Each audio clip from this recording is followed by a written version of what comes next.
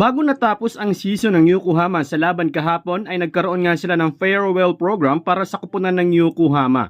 Dito, isa-isang nagsalita ang mga players ng Yokohama lalo na si Kai Sotto. Habang nagsalita si Kai ay hiyawan nga ang mga fans kay Kabayan.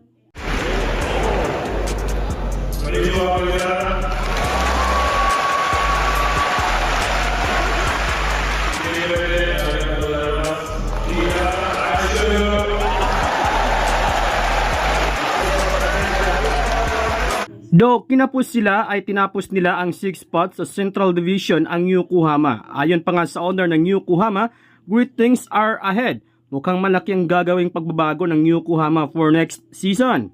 Maraming mga fans ang nanawagang ibalik nga sa Yokohama etong si Kai Sotto.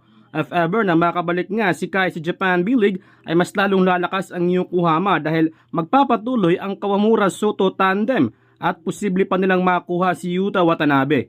Pero wala pang assurance na babalik si Kai sa Japan B-League dahil posibleng sa ibang liga na naman ito maglalaro if ever na hindi ito makapasok sa NBA. Samantala, nagbigay nga ng kanyang komento ang international commentator patungkol nga dito kay Kai Sotto. Ayon kay Josh Bett na, "What my thoughts on Kai Sotto this season? I think he was great. It was great to move Yokohama and return from injury. His 2 goals next season should be lead Yokohama for playoffs. Qualify Gilas Pilipinas for FIBA Asia Cup." So, eto yung naging pananaw ni Josh Bett na maganda nga ang resulta kay Kai Sotto. Sa Yokohama nga siya napunta. Pero gusto pa man niyang bumalik si Kai sa Yokohama at pangunahan nito ang Yokohama sa playoffs. At ang pangalawa, dapat magdomina si Kai at dalhin ang Gilas sa FIBA Asia Cup. Parang pinopunto niya dito na hindi pa NBA ready etong si Kai Sotto. 1 more season, kumbaga.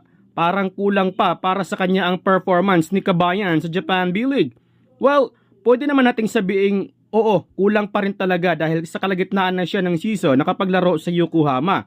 Pero para sa akin, ang susi para maging NBA ready itong si Kai Sotto ay ang Olympic qualifying tournament. Dito dapat patunayan ni Kai Sotto na kaya na niyang makipagsabayan sa mga malalakas na kalaban. Lalo pa at malakas na Latvia at Georgia ang kanilang makalaban sa OQT. Well, if ever na hindi pa rin kumbinsido ang NBA sa performance ni Kai Sotto, it's better na maglaro pa siya ng isang season sa NBL Australia. Sa Japan B-League kasi, wala pa silang player na naipasok sa NBA. Unlike kasi sa NBL na marami at ma-challenge talaga ng gusto si Kai Sotto sa NBL. Na hope this year ang magandang taon para kay Kai Sotto. Total bata pa naman siya.